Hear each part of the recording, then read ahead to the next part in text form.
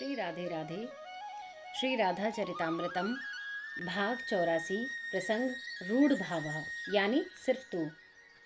ओह, ये स्त्री जात वन जंगल में रहने वाली, हंसते हैं उद्धव। उफ, व्यभिचारी भी, असती व्यभिचारिणी, ये गोपियाँ। उद्धव चकित हैं और चिंतन कर रहे हैं। फिर भी ये अहीर की छोरियाँ वहाँ स्थित हैं जहाँ बड़े बड़े योगी भी नहीं पहुँच पाते। कैसे? उद्धव अपने आप से ही पूछते हैं। रूढ़ भावः, उधर से ललिता सखी ने आते हुए कहा। उद्धव ने मुड़कर देखा, ललिता सखी आ रही थी। उद्धव, हम लोगों में कुछ नहीं है। तुम अभी ठीक ही कह रहे थे।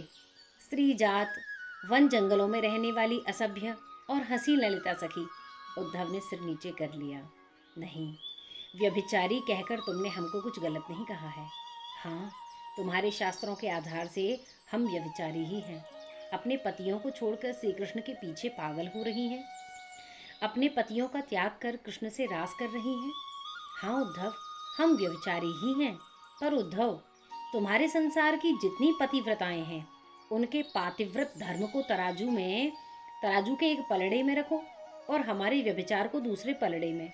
उद्धव, हमारा व्यभिचार जीत जाएगा। उद्धव ने ललिता सखी के मुख से जब ये सुना तो वे स्तब्ध ही रह गई। नहीं चाहिए तो हमें तुम्हारा सांसारिक पातिव्रत धर्म। मुबारक हो तुम लोगों को ही। जिस व्यभिचार से कृष्ण मिलता हो उस व्यभिचार को हम बार बार करना चाहेंगी। अरे उद्धव, हमें व्यभिचारी कह रहे हो? हंसी ललिता सखी। उद्धव, संसार की पतिव्रताओं ने झूठे हाड़ मांस के पुतले को पति मान लिया है और पति मानकर सेवा शुश्रूषा करती रहीं। हाड़ मांस के पुतले में उन पतिव्रताओं को भगवान देखना पड़ता था, पर हमने जिससे प्यार किया उसमें भगवान आरोपित करने की जरूरत नहीं है। वे तो स्वयं भगवान हैं, चाहे मानो या ना मानो। असती संग औषधम, हंसी ललिता सखी। ये प्रेम का मार्ग है।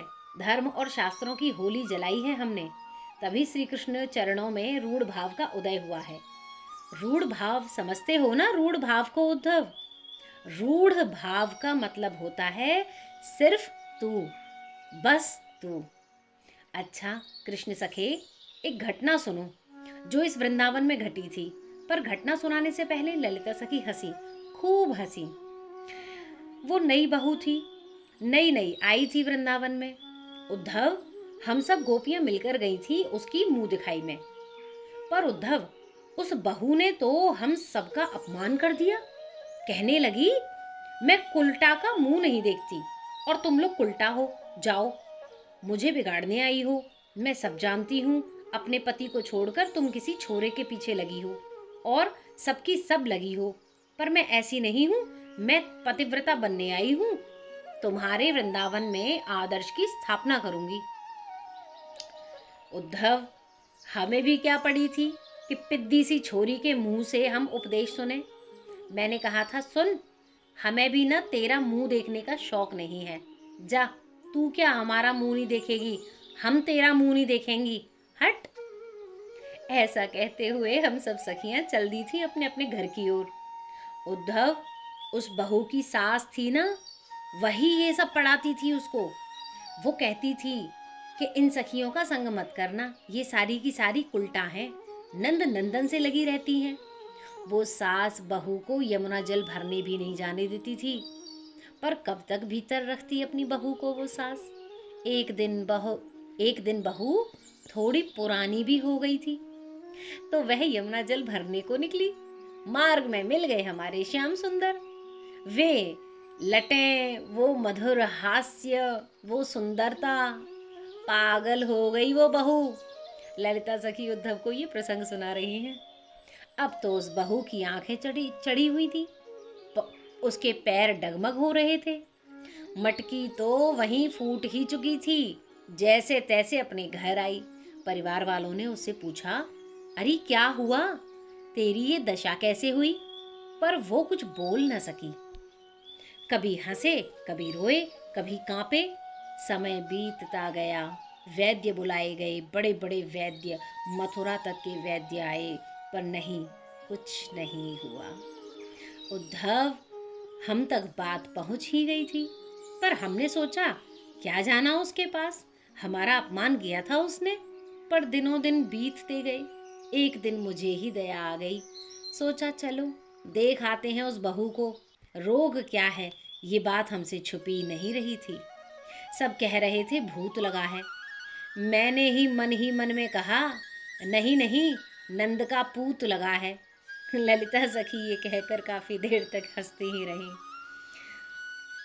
उद्धव, मैं गई, मेरे साथ कुछ गोपियां भी थीं। बड़े वैद्य आए थे, सब नाड़ी देख रहे थे, कोई दवा दे रहा था, कोई झाड़ फूंक कर रहा था। मैं देखती रही। जब सब चले गए तो मैं उस बहू के पास गई। उसने मुझे देखा तो वो मुंह मोड़ने लगी। तो मैंने कहा, सुन बहू, तेरा इलाज इन वैद्यों के पास नहीं है। अरे बहू, क्योंकि इन्हें पता ही नहीं है कि तुझे हुआ क्या है, मुझे पता है। फिर इसकी दवा क्या है? बहू ने दुखी होकर पूछा।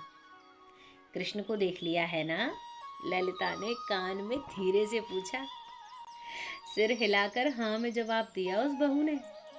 हे पतिव्रता जी, अब तो एक ही उपाय है इस रोग के ठीक होने का, कि हम जैसी कुलटा का संग करो। ये प्रेम रोग है, ये प्रेम रोग लगा है तुम्हें, इसलिए उपाय अब यही है कि हम जैसी कुलटाओं का संग करो और अपने यार के बारे में खूब चर्चा करो, बतियाओ, तभी तुम्हारा ये रोग ठीक होगा। ललिता सखी ने हंसते हुए ये प्रसंग सुनाया था, फिर चुप हो गई। लंबी सांस ली ललिता सखी ने, फिर उद्धव से बोली, कोई बात नहीं, कृष्ण के नाम से बदनाम भी हों तो भी हम धन्य हैं। हमें मतलब नहीं है उद्धव कि तुम्हारा संसार हमें क्या कहता है। हमें तो इस बात से मतलब है कि हमारा कृष्ण हमारे बारे में क्या सोचता है। नहीं नहीं, आप लोग व्यभिचारी नहीं हैं। उद्धव जी रो पड़े। व्यभिचारी तो हम हैं ललिते।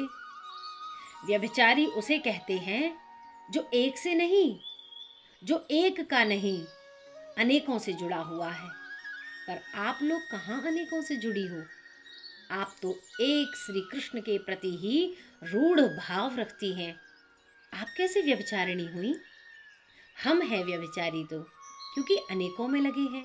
हमें धन भी चाहिए, पद प्रतिष्ठा भी चाहिए, परिवार भी चाहिए, मित्रजन भी चाहिए। पर आप तो धन्य हैं। आपके व्यभिचार के आगे तो अनुसुईया इत्यादि का पातिव्रत धर्म भी व्यर्थ लगता है। धन्य है आपका ये रूढ़ भाव। उद्धव जी ने ललिता सखी को प्रणाम किया। जय जय श्री राधे श्याम।